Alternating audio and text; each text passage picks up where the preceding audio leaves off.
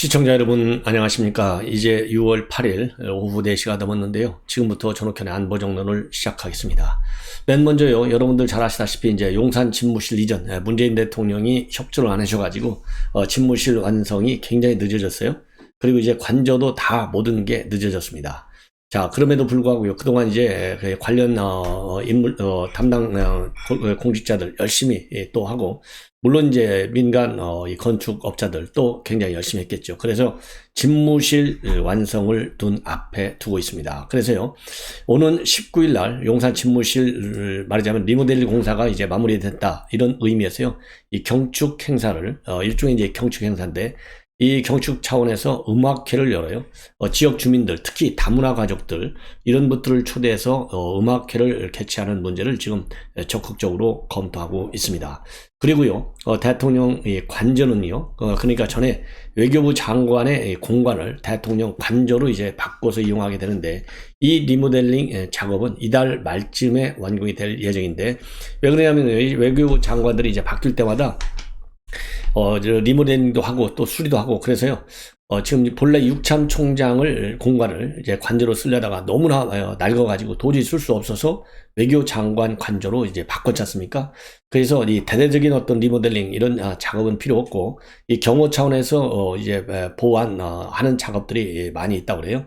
그럼에도 불구하고 이달 말에 이제 관전은 다 완성이 된다. 그래서 1차적으로 19일 날 일요일 날 말이죠, 용산 집무실 리모델링 공사 마무리를 기념하는, 그리고 이 청와대 개방, 그 다음에 용산 집무실 이전과 관련된 이 경과를 또 이 국민에게 보고하는 형식의 또 이 세션도 별도로 또 있을 예정이라고 합니다. 그래서요, 이 음악회는 당연히 미니 음악회 형식으로 이제 열리게 됐는데, 당연히 이제 윤석열 대통령 내외가 참석을 하는 것이고요. 초청 대상은 집무실 인근에 거주하는 다문화 가족과 같은 주민들이 주 초청 대상이고, 대통령실에서 이제 용산으로 이전했기 때문에 일종의 우리 한국에서 이제 집들이라고 하잖아요. 이런 집들이 차원으로 하는 행사다. 이렇게 지금 우리 국민들이 이해하시면 좋을 것 같습니다. 그리고요, 또 아까 말씀을 드린 대로 청와대 개방, 경과, 그 다음에 집무실 이전과 따른 여러 가지 그동안의 경위, 이런 것들을 국민에 보고하는 설명하는 보고대회도 같은 날 진행될 예정으로 알려져 있습니다. 그리고요, 또 여러분들 아시다시피 지금 현재 대통령 이 집무실 이름 어떻게 바꿀 것이냐와 관련해서 5개 후보군이 지금 압축되어 있어요. 국민의 집, 국민청사, 민음청사, 그 다음에 바른누리, 이태원로 22, 이렇게 5개 후보군으로 좁혀져 있는데, 이 대통령 집무실의 새 이름도 이때 함께 발표될 예정으로 그렇게 알려지고 있습니다. 그리고요, 이제 12일 날, 이번 일요일이 되는데요, 이번 일요일 12일 날에는 영화관을 찾아서요, 영화를 찾아서 영화 브로커, 그러니까 이제 이게 고레다 히로카즈 감독이었지 않습니까? 이 영화를 또 관람할 예정으로 있는데, 왜 그러냐면 이 영화 주연을 맡은 사람이 송강호 배우잖아요. 근데 송강호 배우가 이번에 칸 국제영화제에서 처음으로 나무 주연상을 받았어요. 그렇기 때문에 이 영화에 출연하는 일부 출연진하고 윤석열하고 대통령하고 같이 동행해서 이 영화를 보는 일정을 조율 중에 있다고 합니다. 다만요, 지금 현재 북한의 7차 핵실험이 임박해 있고 날짜 선택만 남은 것으로 그렇게 알려지고 있지 않습니까? 이러한 북한의 핵실험과 같은 중대한 안보 위협 뭐라 그럴까요? 상황이 발생할 경우에는 이러한 영화 관람 계획은 당연히 취소하는 것으로 그렇게 되어 있습니다. 자, 그래서요, 이제 여러분들과 궁금하실 게, 그러면 집무실 사이즈가 어떻게 될지, 또 관저 사이즈가 어떻게 될지 궁금하신데, 새로운 용산 집무실은요, 우선 2층이 기본 주 집무실이고 5층은 이제 별도의 제2 집무실이 되는데요. 이 5층 제2 집무실은 이 접견실로도 쓰이고, 그 다음에 필요할 경우에는 김건희 여사의 또 접견실로도 쓰일 수 있다. 그러한 계획을 가지고 있어요. 자, 그리고 이제 관저가 또 얼마만큼 이제 사이즈가 되는지 여러분들 용산은 이미 다 많이 알려져 있고요. 용산 집무실도 청와대 집무실하고 비교하면 거의 뭐 절반도 제대로 안 되는 그런 조만한 그런 이제 사무실로 되어 있고, 그 다음에 관저도 말이죠. 청와대 관저의 절반 정도도 안 되는 그런 사이즈라고 합니다. 그래서 윤석열 대통령 내외가 거주하는 주거동은 160평, 그리고 또 이 기존 공간의 리셉션장, 연회장, 이 시설을 개조한 업무동이 260평 정도라고 되어 있어요. 자, 그러면 이게 두 개 합쳐봐야 얼마입니까? 420평 정도밖에 안 되잖아요. 그런데 전에 청와대의 경우에는요 812평이에요. 그래서 딱 절반 수준에 불과하다는 거. 그리고 또 이 대통령실 관계자는요, 윤석열 대통령의 생각이 어디까지나 제왕적 대통령제를 끝내자, 이 의지가 굉장히 반영이 된 거기 때문에 용산 집무실 사이즈도 그렇고, 그 다음에 대통령 관저의 사이즈도 그렇고, 이 청와대 본관 집무실, 또 이 청와대 통상적인 지금까지 이 관저하고는 비교 안 될 정도로 굉장히 많이 이렇게 줄어들었다. 대신에요, 새 관저는 이 남산 타워에서 보면 대통령의 관저가 그대로 다 보이기 때문에 이게 보안상 상당한 취약 요인이 되고 있어서 이 관저 지하에다가 각종 경호처 시설을 두고 또 이 별도의 이 보안 시설을 하는 것으로, 그래서 어떻게든지 간에 문재인 대통령 때 배정된 예비비가 25억이기 때문에 그 예비비 안에서 이 관저와 그 다음에 집무실 관저를 수리하는 걸로 그렇게 되어 있다고 합니다. 그래서요, 자, 어쨌든지 간에 이제 그동안 기다렸던 관저, 그리고 이제 집무실 거의 다 완성이 돼서요, 이제 홀가분하게, 최소한도 7월 1일부터는 완전히 새로운 환경에서 심기일전해서 국정 전반을 통솔하는 그러한 이제 시대에 진입할 것으로 보입니다. 자, 그래서요, 어떻든 간에 다시 한번 그동안에 이 리모델링 작업을 했던 이 관계자들 정말 고생 많이 하신 것 같습니다. 자, 이번에는 말이죠, 여러분들 잘 아시다시피 한동훈 검사장이 법무장관에 이제 취임을 해서 이제 벌써 한 달 이제 가까이 다 돼가는데요. 이거 윤석열 대통령의 국정 전반을 보면 문재인 대통령이 하던 거 반대로만 하면 대충 성공할 수 있는 방향으로 가는 거 아니겠습니까? 큰 방향성 면에서 볼 때 이 방향성 안에서 이제 컨텐츠를 어떻게 바꿔 나갈 것이냐, 이거는 이제 별도의 디테일한 부분에 속하겠지만은, 방향성은 윤석열 대통령은 문재인 대통령이 하던 것과 반대 방향. 그런데요, 그게 전반적인 국정 운영에 있어서도 마찬가지지만은 법무부의 경우에도, 검찰의 경우에도 딱 그렇게 되어 있어요. 반대로만 하면 성공할 수 있는 가능성이 굉장히 높아지는데, 맨 먼저요, 오늘 중앙일보가 지금 단독으로 보도하고 있는 내용입니다. 단독으로 뭘 보도하고 있냐면요, 한동훈 장관의 지시로 지금 검찰에서요, 대대적인 검찰 조직 개편을 추진 중에 있어요. 여러분들 추미애가 없앤 거, 반대로 한 거 뭡니까? 남부지검에 있는 증권범죄 합동수사단. 이거 뭐 추미애가 아예 없앴다가, 이건 안 되는 것 같아, 이거 문제가 많아, 그래서 박범계가 조직을 좀 일부 협력단이다 이렇게 해서 만들었는데, 이거 가지고 수사가 됩니까? 안 되잖아요. 그러니까 아예 한동훈 장관이 아예 합동수사단을 갖다가 전면적으로 딱 신편해버렸어요. 그러니까 오늘 장관 취임했으면 바로 그 다음날 하루 만에 조직을 신편했습니다. 이 어마어마한 속도전이 아니겠습니까?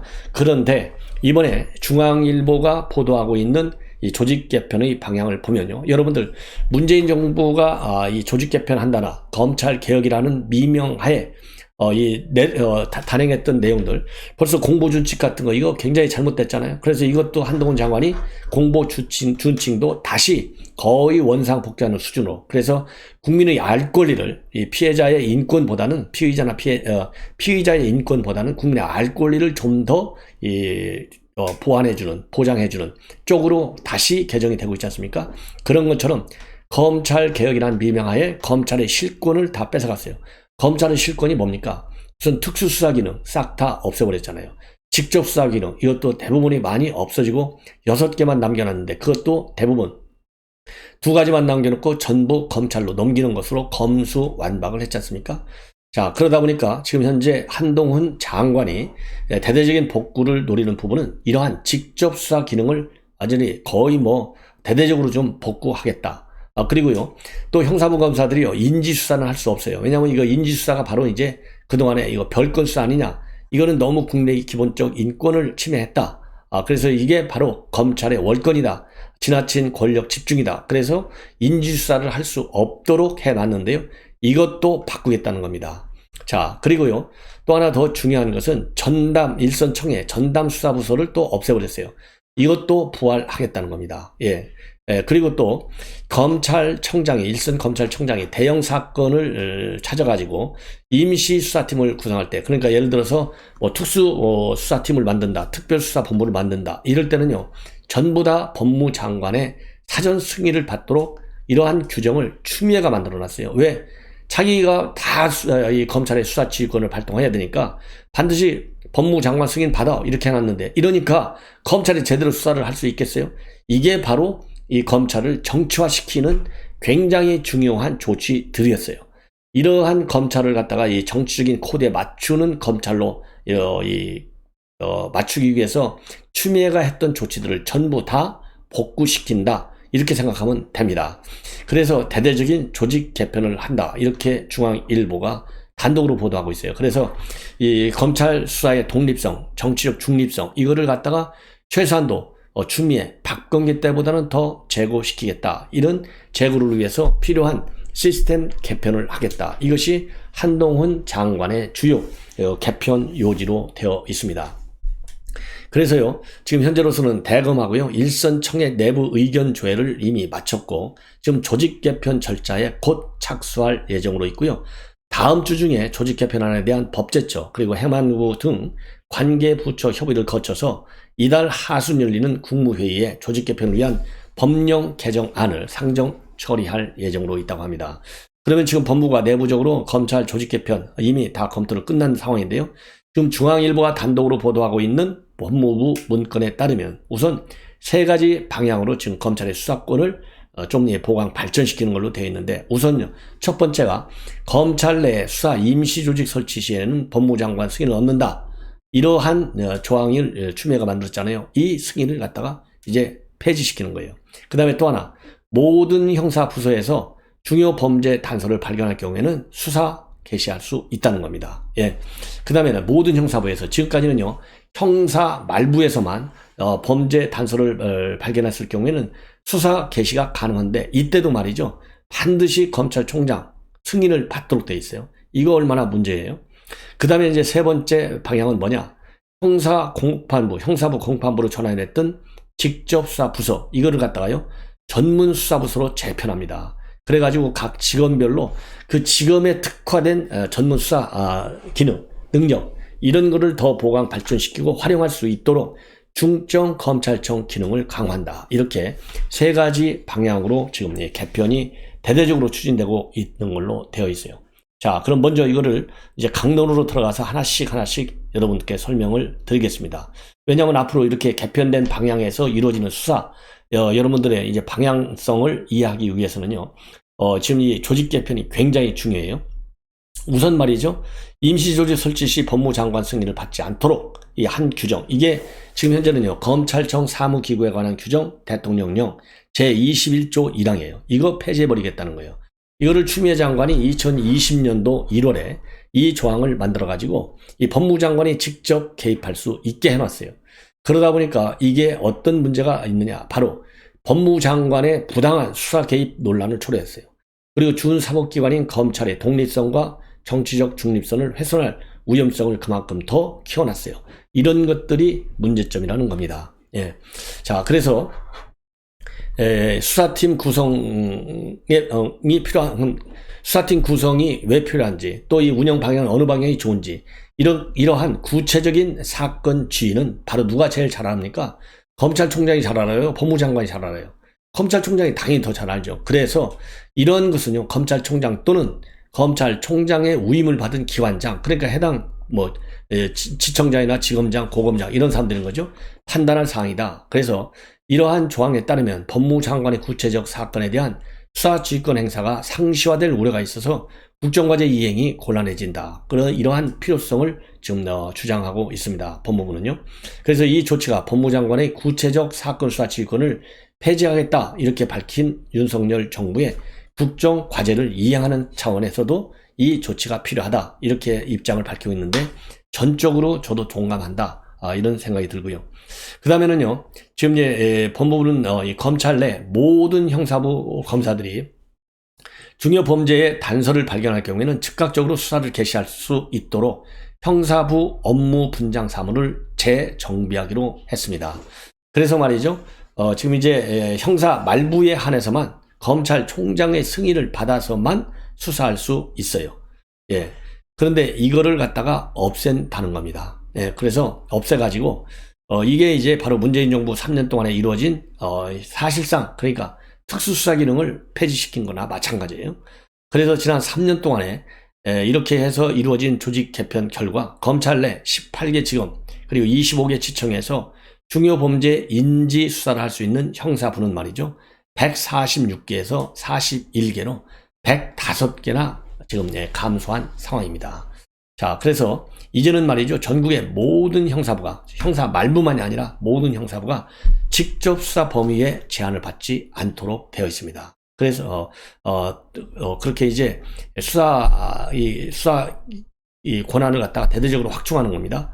자, 그래서 지금까지는 말이죠. 지금까지는 지검이나 지청, 형사 말부에서만 중요범죄 수사를 개시할 수 있게 해놨는데 이것도 이제 사전 승인을 받도록 했지 않습니까? 이 규정을 없애서 수사가 신속하게 이루어질 수 있도록 그리고 보다 더 효율적이고 강력하게 이루어질 수 있는 그러한 여건을 만들겠다. 이것이 한동훈 장관의 생각이에요.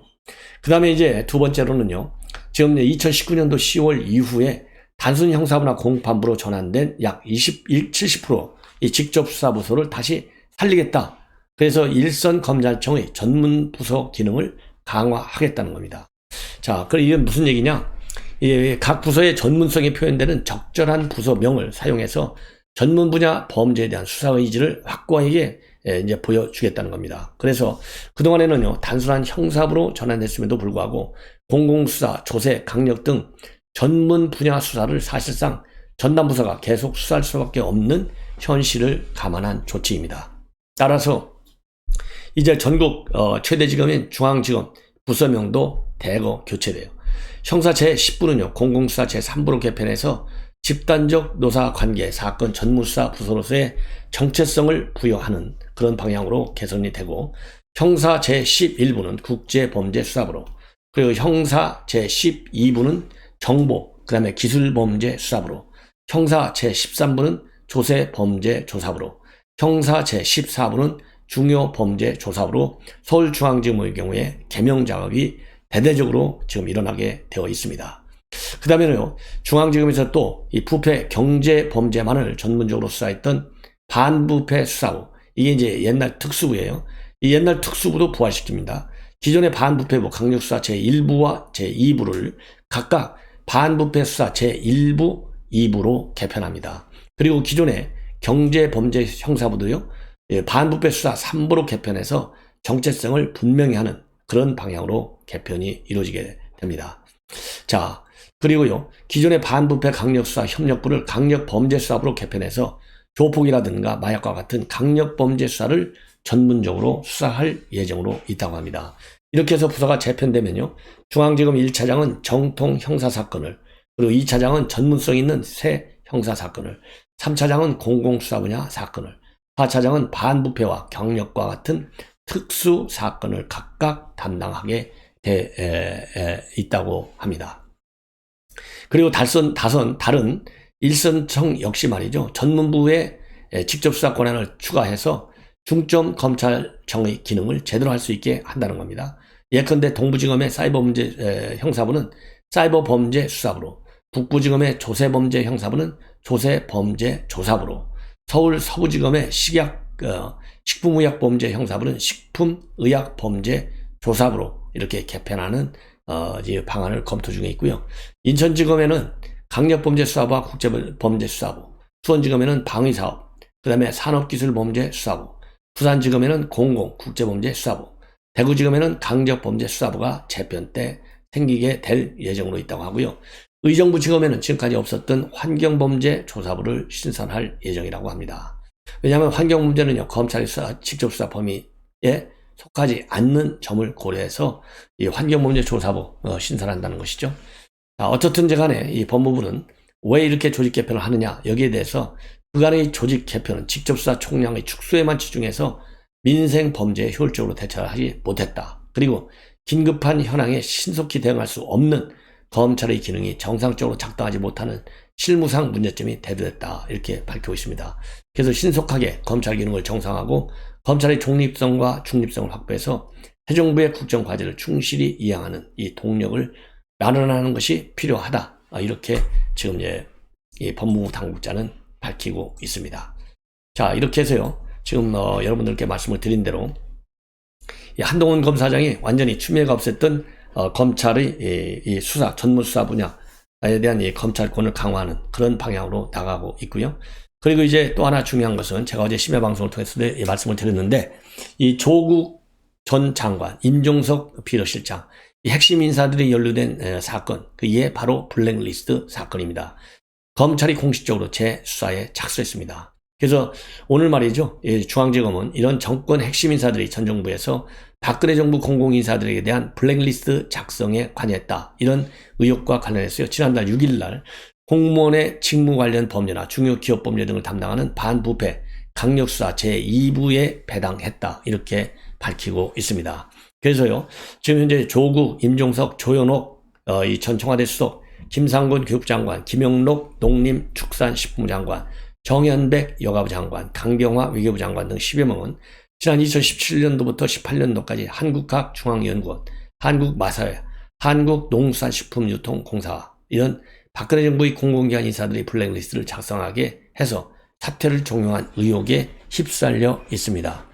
자, 이와 관련해서요. 국민의힘은 지난 4월 달에 이런 사람들을 갖다가 직권 남용, 권리행사 방해, 그리고 직무 유기 혐의로 대검에 고발한 바 있고요. 그 다음에 국민의힘의 전신인 자유한국당은 2019년도에 이 사안에 대해서 동부지검에 이미 수사를 한 바 있는데 검찰이 왜 같은 해 불기소를 접었는지 궁금해하고 있다는 말씀을 드립니다. 자, 이렇게 해서요. 이 블랙리스트 사건은 본래 동부지검에 보냈지만 이제는 동부지검이 아니고 중앙지검에서 보다 더 강력하게 수사를 한다. 이런 점을 여러분들께서 꼭 명심해 두시면 대단히 고맙겠습니다. 시청자 여러분, 이것으로 본 방송을 마치겠습니다. 대단히 감사합니다.